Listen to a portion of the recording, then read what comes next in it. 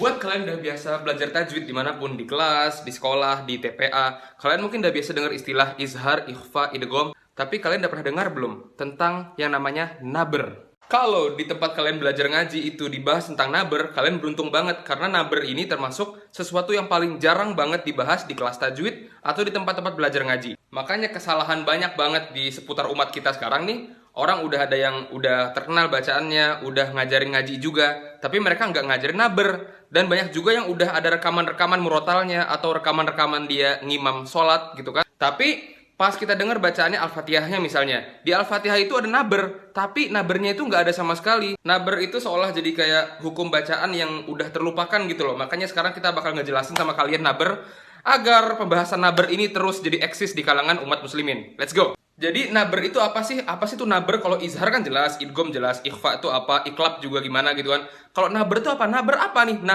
Naber baru denger nih di kuping kita nih apa nih naber? Naber kalau secara bahasa singkatnya ya, itu artinya mengangkat sesuatu di atas kebiasaannya.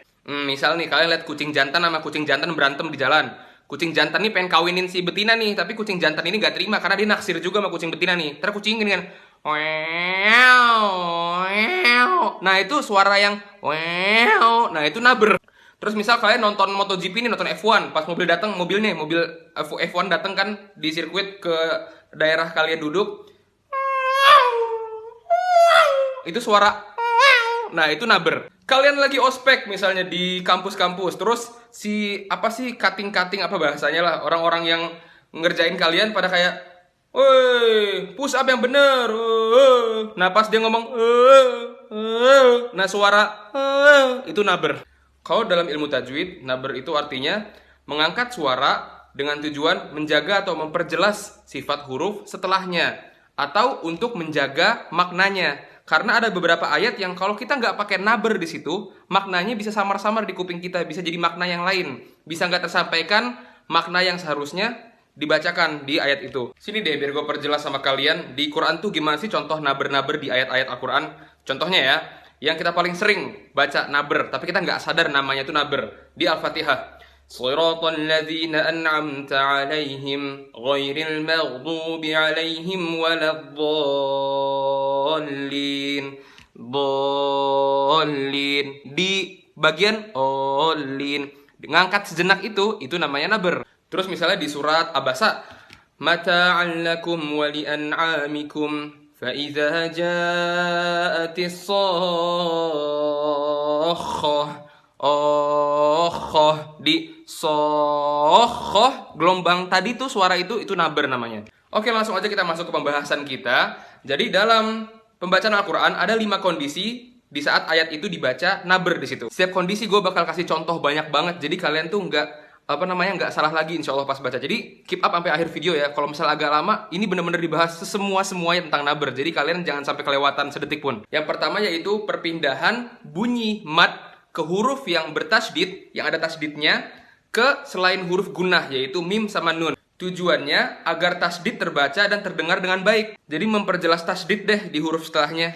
Contoh yang pertama di ayat As-Saffat ayat 1.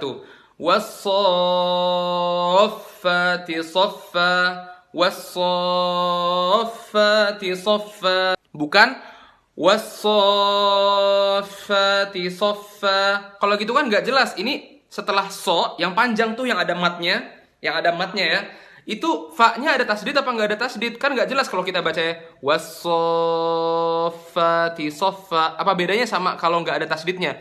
Was-saffati saffa, kan jadi nggak kedengeran tasdidnya, makanya kasih naber di situ. Wa batsa fiha min kulli dabbah. Nah kayak gitu. Terus di ayat terakhir Al-Mujadalah, la tajidu qauman yu'minuna billahi wal yawmil akhir yuwadduna man haddallaha wa rasulah. Terus contoh terakhir yang tadi di Abasa fa idza ja'atis sakhah. Nah kayak gitu. Kondisi kedua yaitu ketika waqaf. Waqaf tuh berhenti ya. Ketika waqaf di huruf yang ada tasdidnya, yang bertasdid selain huruf gunnah. Ingat ya, kalau gue bilang huruf gunnah berarti nun sama mim. Contoh ayat tentang berbakti kepada orang tua. biar kita berkata-kata yang baik. Fala taqul lahuma uff. Jadi salah kalau misalnya kalian baca fala taqul lahuma uff. Bedanya apa? Karena kan di fa-nya itu, di akhir potongan itu, fa-nya ada tasdidnya. Untuk memperjelas kalau itu ada tasdid, angkat suaranya. Fala taqul lahuma uff. Makanya orang banyak yang pertama-tama belum pernah belajar naber, habis itu dia udah nemuin irama yang enak nih buat ngaji. Bacalah surat Al-Isra. Fala taqul lahuma uff. Padahal harusnya ada nabernya, jadi nggak diperjelas tuh tasdid di huruf fa-nya. Makanya belajar dulu naber sebelum kalian masukin irama. Biar setelah kalian udah tahu tentang naber, irama kalian nggak hancur karena mulai dari nol iramanya. Nah, habis itu di Al-Qiyamah nih, ini sering banget dibaca. Yaqulul insanu yawma idzin ainal mafar. Ainal mafar. Jadi di akhirnya itu kan ada tasdidnya, mafar. Kalian angkat suaranya. Yaqulul insanu yawma idzin ainal mafar. Mafar bukan ainal mafar. Karena itu ada tasdidnya. Beda sama kayak ayat di Al-Qiyamah yang lain yang ro doang, ro sukun gak ada tasdidnya. Kayak kalla la wazar. Kalau wazar emang gak ada tasdidnya, makanya biasa aja. Tapi kalau ada tasdid kayak mafar, angkat suaranya. Terus kalau di surat Al-Qamar, wa kullu amrim mustaqir. Mustaqir. Nah gitu. Ada juga contoh di huruf lam. Fa illam yusibha wabilun fatol. Fatol. Bukan fatol, tapi fatol. Nah sekarang kondisi ketiga nih. Kondisi ketiga itu kondisi yang paling sering banget di Al-Quran. Paling banyak kita lewatin. Dan gak mungkin kita ngaji gak kelewatan nih yang kondisi ketiga ini. Yaitu pada huruf waw dan huruf ya yang bertasdid, yang diawali huruf apapun sebelumnya yang berharokat fathah, domah atau kasroh. Waw ya yang sebelumnya ada fathah, domah atau kasroh. Di ayat kursi, Allahu la ilaha illa huwal hayyul qayyum. Hayyul qayyum. Bukan Allahu la ilaha illa huwal hayyul qayyum. Hayyul qayyum. Tapi hayyul qayyum. Dihentakin sedikit, setengah detik aja dihentakin. Hayyul qayyum. Terus di Al-Fatihah, Iyyaka na'budu wa iyyaka nasta'in. Jadi kalau kalian mau ngasih irama apapun di Al-Fatihah, jangan pakai irama yang dia itu nggak pakai naber. Misalnya Iyyaka na'budu wa iyyaka nasta'in. Bacanya Iyyaka na'budu wa iyyaka nasta'in. Perjelas naber di situ. Contoh di huruf waw, Innallaha huwar razzaqu dzul quwwatil matin. Ini sebelumnya domah ya. Dzul quwwatil matin, bukan dzul quwwatil matin. Enggak. Cara mempraktekkan tasdid di situ, dzul quwwatil matin, dzul quwwatil matin. Faman tatawwa'a khairan fahuwa khairul lah. Tatawwa'a, bukan tatawwa'a, tapi tatawwa'a. Huwallazi yusawwirukum fil arham. Yusawwiru.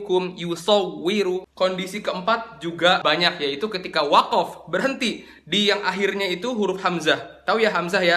A.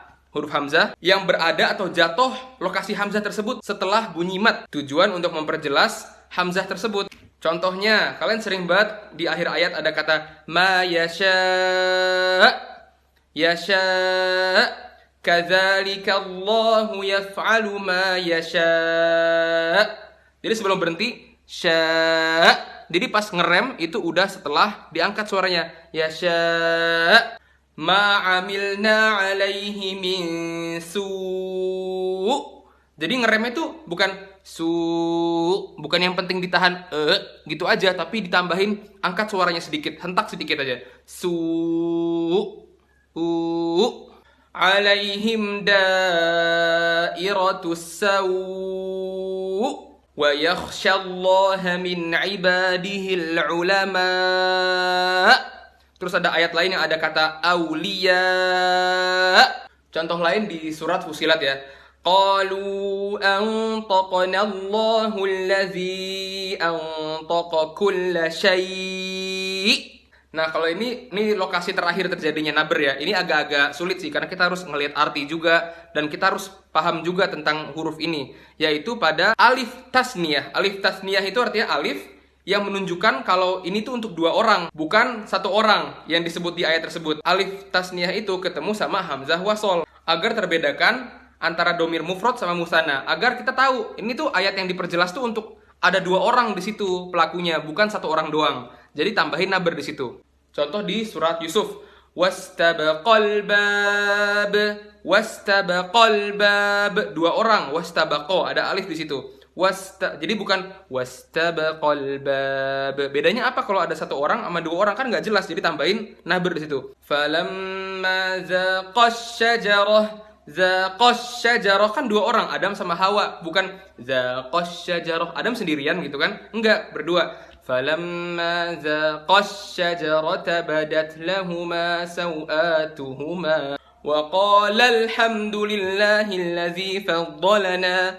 Wa qala alhamdulillah, karena qala menunjukkan untuk dua orang, bukan seorang doang. Itu aja bahasan untuk naber. Semoga kalian bisa praktekin ke sehari-hari karena banyak banget. Contohnya tadi yang huruf ya sama waw. Iyyaka na'budu wa iyyaka nasta'in. Setiap hari kan kita baca Al-Fatihah setiap hari.